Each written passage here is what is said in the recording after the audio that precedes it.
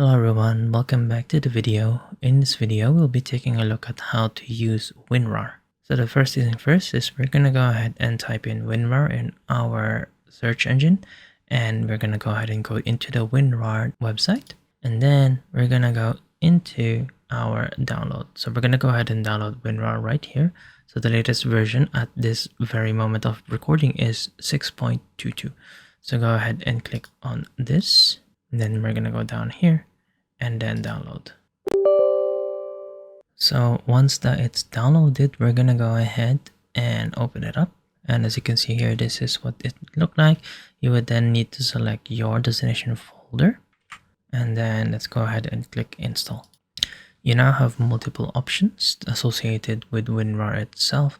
Here are the most common things. It's a zip file, an ISO right here, and also a 7Z or an LZ. And of course an RAR or RAR as well. If you're unsure on which one is the most useful, you can just go ahead and toggle all, and then let's go ahead and click OK. And then as soon as you click OK, then it would say that your Winrar has been successfully installed. So how exactly do we use this? So let me go ahead and show you. One of the things that we can do with Winrar is that we can compress things into .zip or .rar or any other different compression systems that we have. So let me go ahead and show you that. So say for example that we have these items right here, and I want to put them into a zip folder. So to do that is we need to basically select them. So we can select all of them, and then we need to right click. And as you can see here, we have these options already. So we can add to archive, we can add to a RAR, or we can compress an email, and then we can go and do all of these as well. Let's go ahead and click add to archive right here. And as you can see here, this allows us to have different options of how to zip things. So we can either, archive them into an RAR or an RAR4 or a zip file as well. So we can go ahead and do that. You can also choose in terms of, what exactly does it do? Do you add and replace the files? Do you overwrite them? You can go ahead and select the kind of things that you want. You can go ahead and take a look at the type of compressions as well, the dictionary size. You can even add a password to that zip file if you wanted to.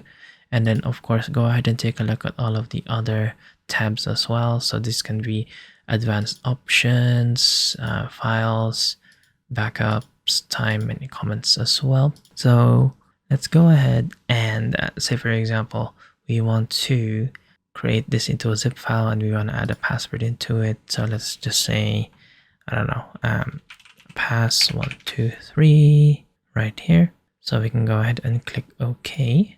So this will create all of these 4 files that we have into this .zip file. So let's go ahead and click OK, and it will start to generate all of this up. And as you can see, here it is. So we've managed to put them into an archive, into a zip file.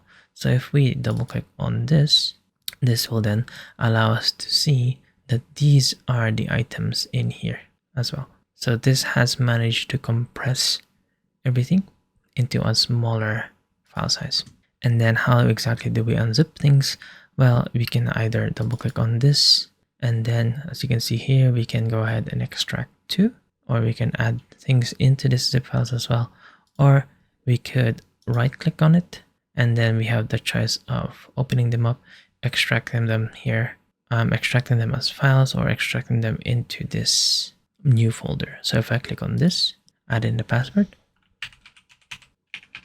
right here, and we click OK, then this will then open up and unpack everything that we have into this folder right here. And there you go.